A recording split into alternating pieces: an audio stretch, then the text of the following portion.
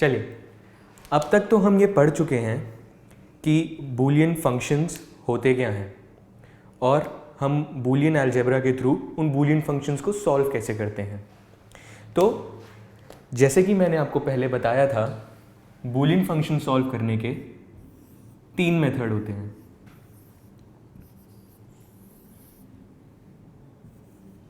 Algebraic method,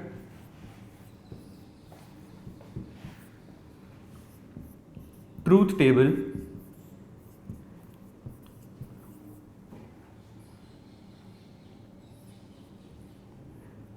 और logic diagrams.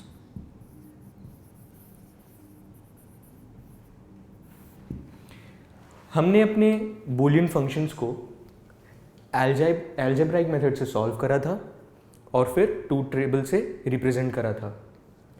इस class में हम पढ़ेंगे कि कैसे पुराने फंक्शंस को, अपनी आइडेंटिटीज़ को और जो एग्जांपल्स हमने पहले डिस्कस करे थे उनको हम लॉजिकल डायग्राम से कैसे सॉल्व करेंगे।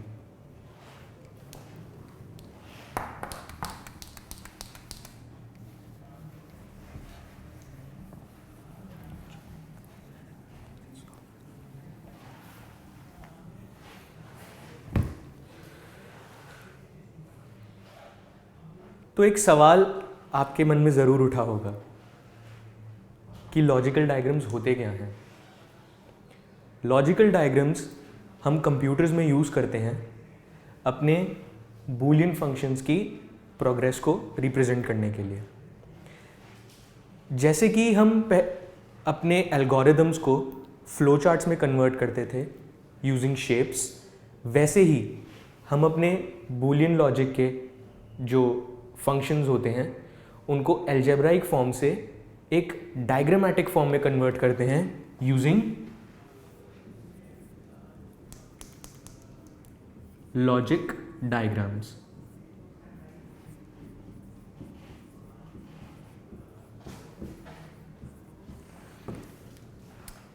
अब अलजेब्राइक फॉर्म में हमारे पास जितने भी ऑपरेटर्स थे उनके लिए एक सिंबल था। वैसे ही इन लॉजिक डायग्राम्स में भी उस हर एक ऑपरेटर का एक सिंबल होता है। सबसे पहले हम उन ऑपरेटर्स के सिंबल से शुरुआत करते हैं। तो 3 basic operators of Boolean algebra are and, और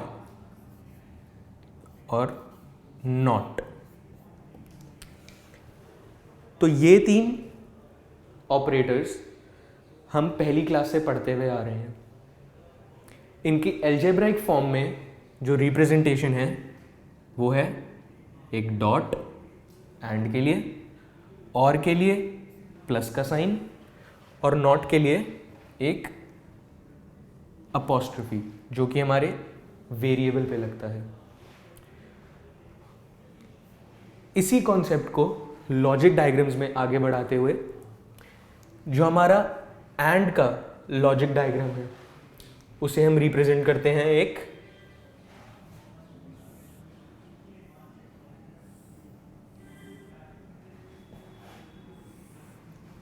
ऐसी शेप से।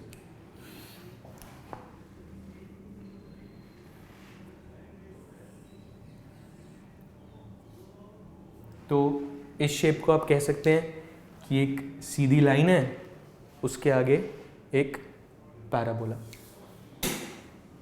अगला हम और को रिप्रेजेंट करते हैं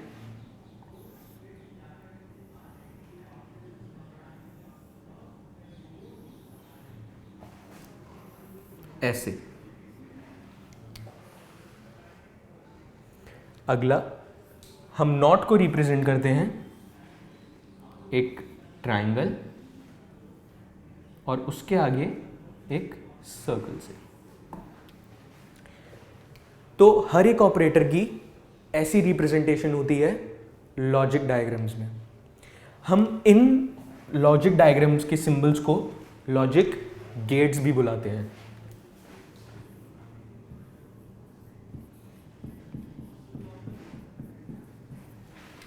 तो अगर आपको कहीं पे भी ये नाम दिखे लॉजिक गेट्स या लॉजिक डायग्राम्स, दोनों का मतलब एक ही है।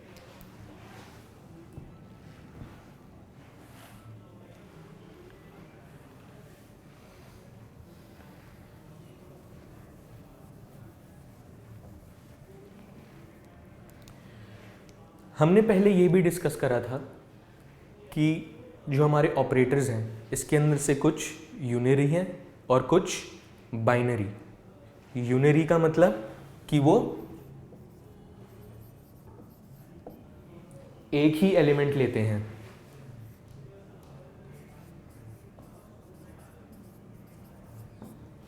और बाइनरी का वो दो एलिमेंट्स लेते हैं। तो आप याद कीजिए कि इन ऑपरेटर्स में से कौन से ऑपरेटर्स यूनरी थे और कौन से बाइनरी। हमारा एंड ऑपरेटर बाइनरी है,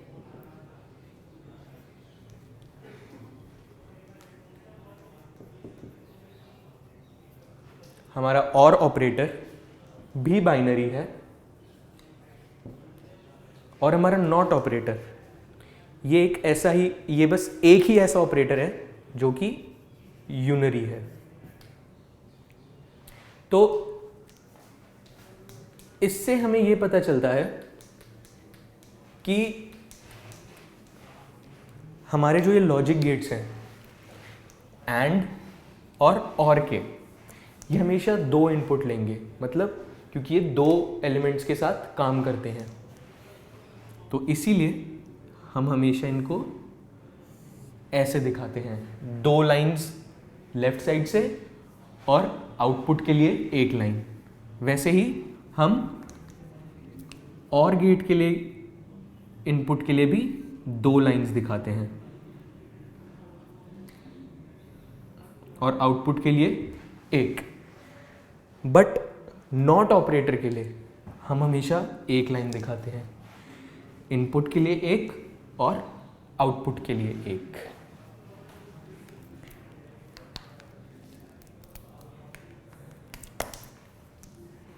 तो ये है हमारा एंड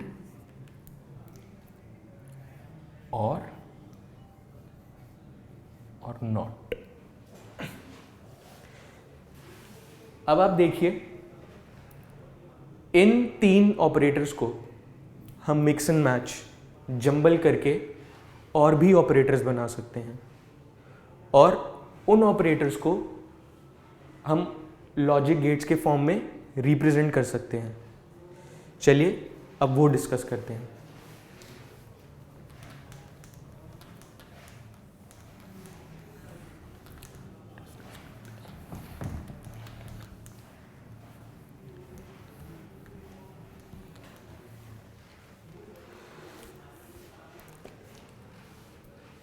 तो जो हमारे तीन ऑपरेटर्स थे, एंड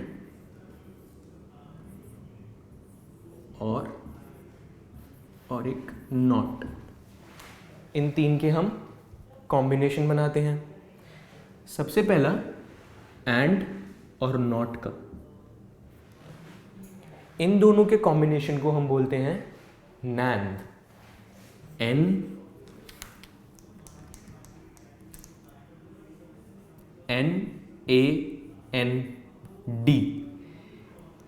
ये एंड आता है हमारे इस एंड से, और जो ये एन आता है वो आता है नॉट से। तो इस लॉजिक गेट को कहते हैं हम नैंड।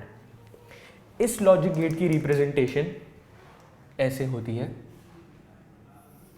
ये हमारा एंड गेट जिसमें दो इनपुट हैं, और ये हमारा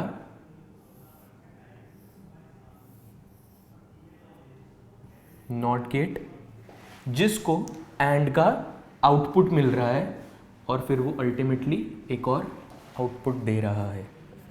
तो आप देख रहे हैं नैंड और कुछ नहीं है, बस पहले एंड ऑपरेटर फिर एक नॉट ऑपरेटर। तो एल्जेब्राइक फॉर्म में जो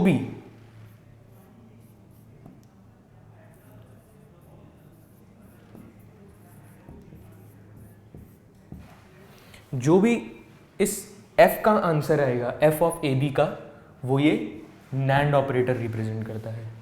तो लॉजिक गेट के फॉर्म में ऐसे और एल्जेब्राइक फॉर्म में ऐसे, a dot b whole prime. चलिए, इससे हमने एक लॉजिक गेट तो बना दिया, बट हम इसको एक शॉर्ट फॉर्म में भी लिख सकते हैं। इस गेट को थोड़ा छोटा भी कर सकते हैं ताकि हमें कन्वीनियंस रहे, हम इसको बार बार रीड्रॉ कर सकें। तो एज अ बेसिक कन्वेंशन हम इस ट्राइंगल को हटा देते हैं और इस सर्कल को यहां ले आते हैं।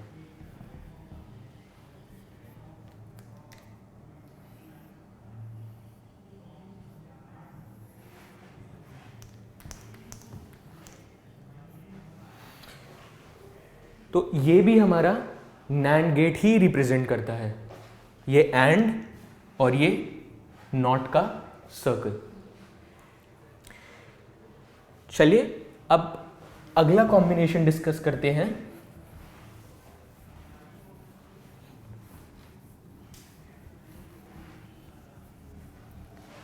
जिसका नाम है नॉर। नॉर आपको पिछले एग्जाम्पल से पता ही चल रहा होगा कि नॉट और का कॉम्बिनेशन है। तो अगर हम इन दोनों को कंबाइन करते हैं तो हमारे पास आता है नॉर गेट। और नॉर गेट को भी हम पिछले वाले NAND गेट की तरह ही रिप्रेजेंट करने की कोशिश करेंगे, बस यहाँ पर हम और का लॉजिक गेट सिंबल यूज करेंगे। ये और का आउटपुट हमने दिया नॉट गेट को और फिर पूरे का टोटल आउटपुट ले लिया। तो नॉर और गेट में हमारे पास 2 इनपुट गए क्योंकि वो बाइनरी ऑपरेटर है, और फिर उसका एक आउटपुट नॉट गेट में गया, फिर हमें अपना टोटल नॉर गेट का आउटपुट मिला।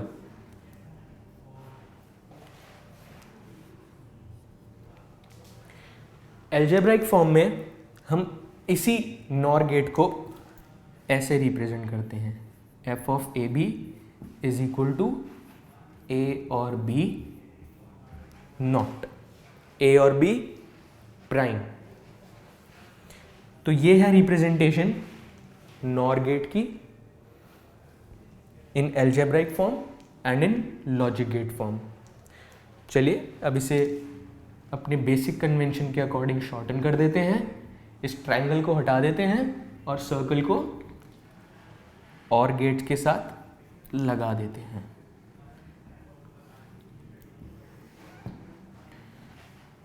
ये बन गया हमारा नॉर गेट।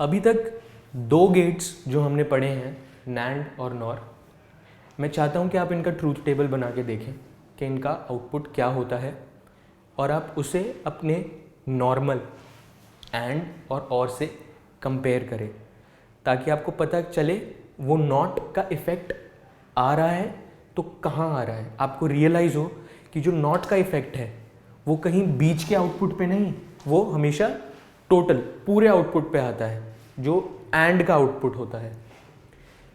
अगला लॉजिक गेट हम डिस्कस करेंगे XOR। ये थोड़ा नया लॉजिक गेट है, इसके अंदर थोड़ा नया कॉन्सेप्ट लगेगा।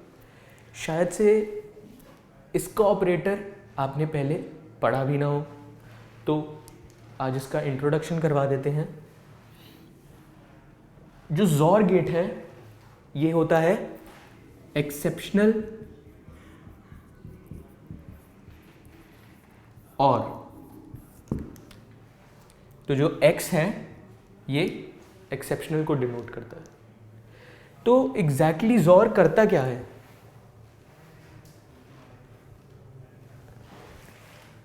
जॉर की जो एल्जेब्राइक रिप्रेजेंटेशन है वो कुछ ऐसे है, f of A B is equal to A. अब ये जो प्लस का साइन इनसाइड अ सर्कल, ये जॉर का ऑपरेटर है इन एल्जेब्राइक फॉर्म। ऐसे डिनोट करते हैं हम जॉर का ऑपरेटर इन एल्जेब्राइक फॉर्म। अगर हम जॉर गेट को फर्दर सॉल्व करते हैं तो XOR gate is actually this a prime and b और a and b prime। ये है हमारा जॉर गेट के पीछे का लॉजिक। इसकी जो लॉजिक गेट रिप्रेजेंटेशन है वो है कुछ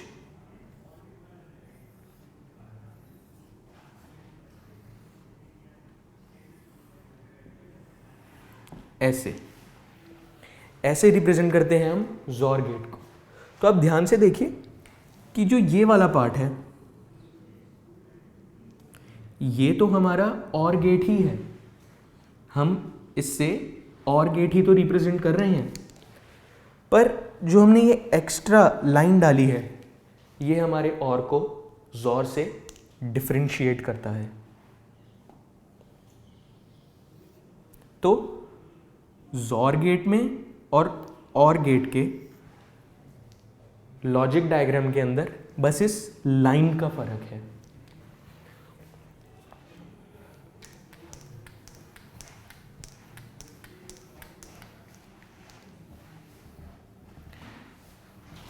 थोड़ा और समझते हैं कि ये जॉर गेट एग्जैक्टली करता क्या है और कैसे करता है।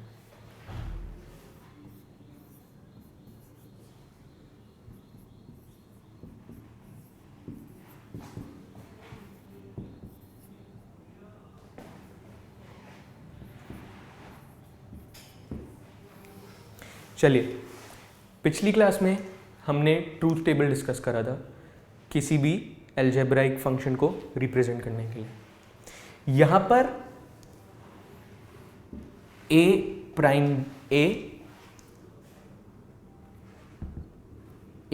एंड बी और ए एंड बी प्राइम भी एक एल्जेब्राइक फंक्शन ही है। तो इसको रिप्रेजेंट करने के लिए हम यूज करेंगे एक ट्रूथ टेबल।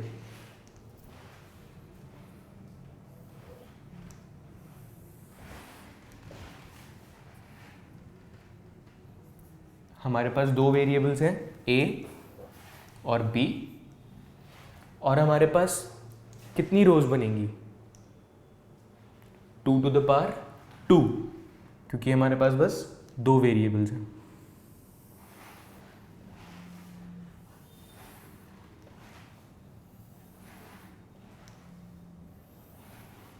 तो ये बन गई हमारी 4 रोज।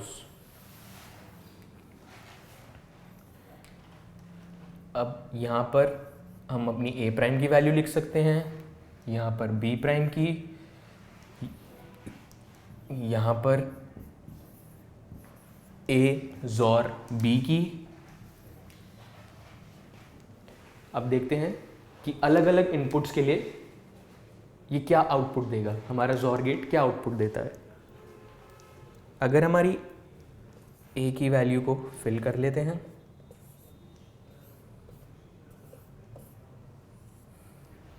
इसके कॉन्सिक्वेंटली बी की क्या वैल्यूज आएंगी? बी प्राइम की वैल्यू होगी 1 0 1 0 और ए प्राइम की वैल्यू होगी 1 0 0 1। अब a और b की क्या वैल्यू आएगी, हम यहाँ से कैलकुलेट करके लिखते हैं। a prime and b, a prime and b 0 और a एंड b प्राइम 0, तो ये आ गई 0।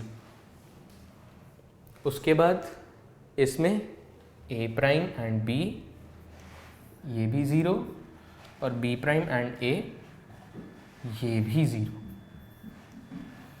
इसके बाद a प्राइम एंड b 0 और b प्राइम एंड a ये 1 है, तो ये आ गया 1।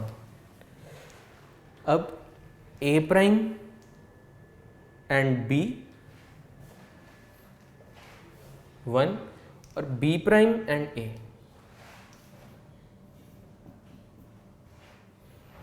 तो ये आ गया 1।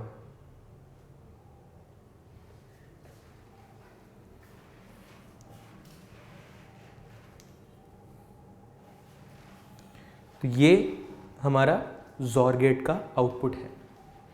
इसको हम कंपेयर करते हैं अपने नॉर्मल और गेट के आउटपुट से, A और B।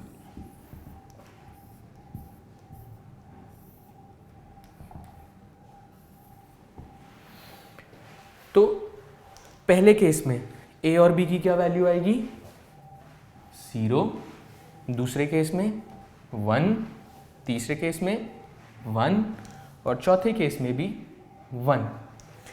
चलिए वैल्यूज़ का कंपैरिजन करते हैं A और B और A और B का। पहले केस में दोनों 0, दूसरे केस में A और B 0 और A और B 1 और तीसरे केस में भी दोनों 1 और चौथे केस में भी दोनों 1। तो हम देख रहे हैं कि ये सेकंड केस बहुत ही इंटरेस्टिंग केस है। यहाँ पर A 0 है, A और B 0 है और A और B 1 है। तो यहाँ पर एक्चुअली हो क्या रहा है, हम यहाँ देखते हैं, इससे एक लॉजिकल डिडक्शन निकलवाते हैं कि यहाँ पर चल क्या रहा है। यहाँ पर अगर दोनों ट्रू हैं, यहाँ पर दोनों ट्रू हैं तो A और B तो ट्रू है बट A और B फॉल्स है। तो यही है वो एक्सेप्शनल प्रॉपर्टी जो कि ज़ोर को एक्सेप्शनल बनाती है। यही है वो एक प्रॉपर्टी, जब दोनों वेरिएबल्स ट्रू हों तो ज़ोर का आउटपुट फॉल्स होता है। यही है वो प्रॉपर्टी जो और से ज़ोर को कन्वर्ट कर देती है और बस यही डिफरेंस है और ज़ोर में।